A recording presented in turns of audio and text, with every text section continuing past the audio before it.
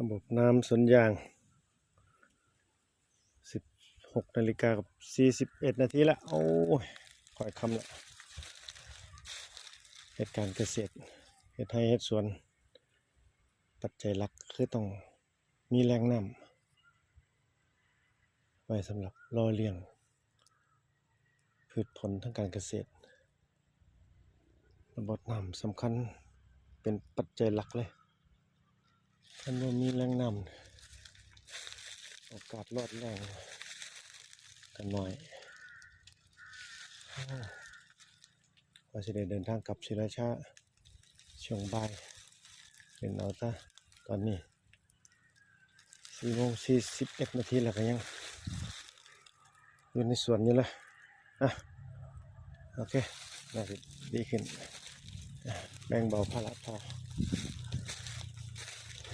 ได้ประมาณนึงในการวางระบบน้ำส่วนยางกำลังผีใบ